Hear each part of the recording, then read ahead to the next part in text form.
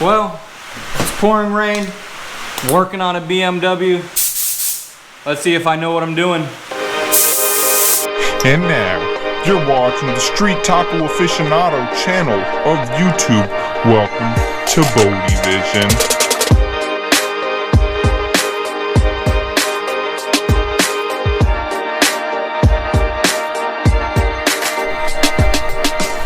Hey, so what is up and welcome. So what we want to do right now, we don't want to waste any time and we want to get right into it. So what I'm going to end up doing is I'm going to sand this hood down. We want to get rid of all of this nastiness, all this faded stuff. I want to make sure the hood becomes one nice, smooth, and consistent surface. There's no paint chipping up. There's going to be nothing like that that's going to affect the primer that goes on top of it.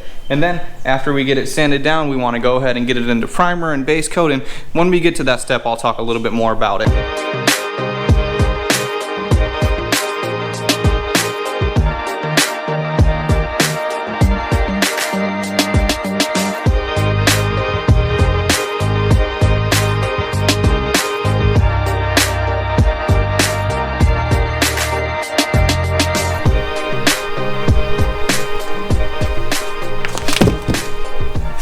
So I got it all sanded down and we are looking pretty good, moving right along. So what I ended up finishing off with this, what I always like to finish off with, is a 220 grit sandpaper before my primer. This had some rougher areas just because the paint was so old. It was kind of starting to crackle up and stuff, so that I attacked it with 180, and then I came back after I was done with the 180, and then I did my 220 grit sandpaper, and that's the last step and the last thing that I'm going to sand with before I eventually do my filler primer, because that filler primer is going to get in there and fill those 220 scratches just fine, and then I'll actually sand that primer. But that's not happening right now. The next step and the next thing I got to do is I got to start working on that trunk lid.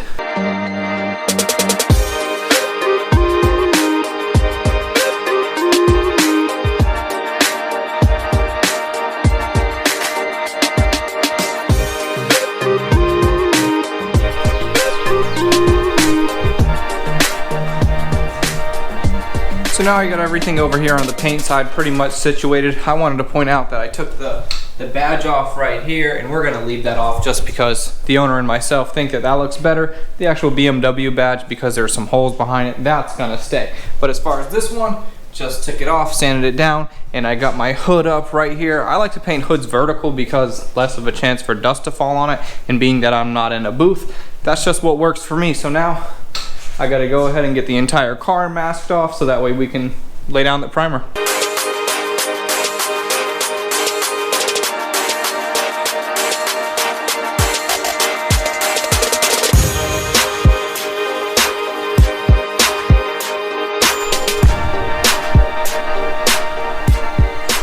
Alright, so we're all masked off, looking pretty good. It's pretty self-explanatory, just a bunch of plastic. This plastic is pretty cheap. I just buy it on Amazon, and I usually buy a couple rolls at a time. So as you can see, the trunk is separate from everything else. Everything else has plastic, has tape on it. I'm just gonna go through it, look at it one more time, make sure everything is taped off that needs to be, and see also we got all this down in there, all taped off. So everything's looking pretty good. So I'm gonna do that, mix up the primer, and then lay it down.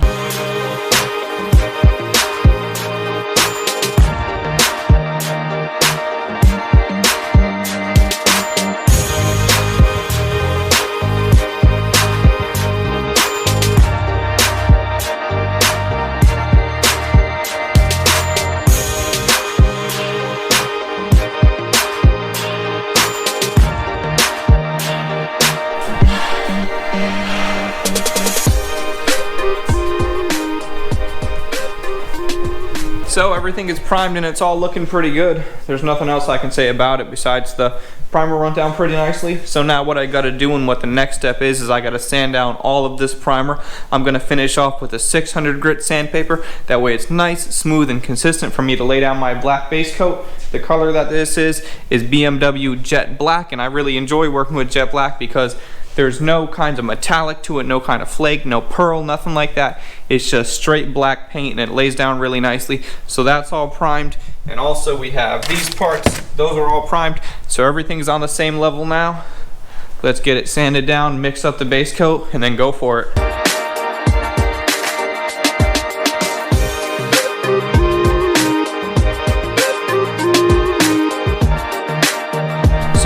everything is sanded down and we are getting closer and closer to mixing and spraying that base coat and clear coat and wrapping this entire thing up. So I wanted to point out that in areas like this where the new paint is going to be extremely close to the old paint, I go ahead and I put new tape here and also a bunch of new plastic, not only to make sure that old paint is protected from any overspray, but also to prevent any dust from kicking up. And I also do that on my table. So I don't care if this table gets paint on it, it's just a very old table, but I put all that plastic on it to make sure no dust from on the table is going to be kicking up. So that's kind of just a little precautionary type thing that I'm doing.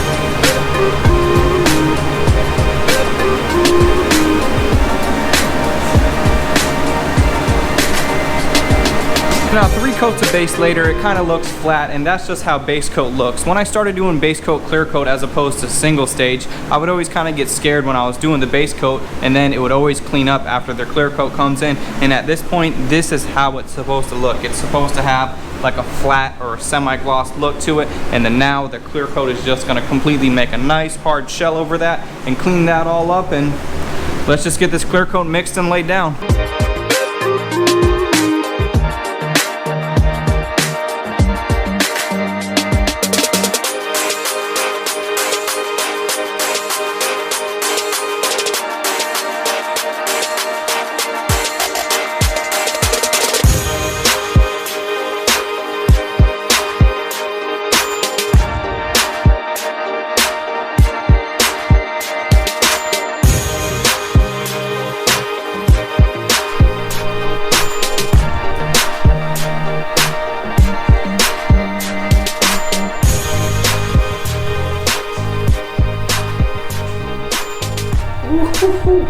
Man, should I just talk like this the whole time? Dude, I don't even know if you could see me. But anyways, dude, this looks so good. I'm extremely happy with how it is. And one thing that I like but also don't like about painting is I never know how it's gonna turn out. I mean, every single time I'm really focused and I really hope that it's gonna turn out good, but it's not just simple like spreading paint on a wall. It's not like you just get your paint going and you get your gun and you can just go willy-nilly. You have to focus, and I think that's one thing that I really like about it. If you spray it a little bit too heavy, if it's gonna run. If you spray it a little bit too light, it's gonna be orange peely like crazy. If you can find that perfect median, and I mean this is milliseconds of a difference between running and between being dry, and I think it looks pretty good. It has a nice, very minimal orange peel, as you can see in the light right there. See how it kind of has a real little piece, and then any of those little dust specks that you just saw, I'll just wet sand those out, and that's what I do every time, and it turns out to be just fine. So we got the hood over there, got the trunk looking good. And then those little trim pieces over there, I have them, and then everything's looking really good. So now what I gotta do is I just gotta wait. I gotta let it dry. One thing that I always do while I'm painting and primer and all that type of stuff is I like to prime at the end of the day. That way while I'm going home and sleeping, the primer can be drying, and then I'll come the next day and I'll be ready to go. That way if I prime in the afternoon, then I blow the entire day, and that's kind of what happened today. It's about 2 o'clock right now as I'm filming this video, and I'm done with my base coat, clear coat, and I have nothing else to do, but I'll go home and relax, and I'll see you in the morning.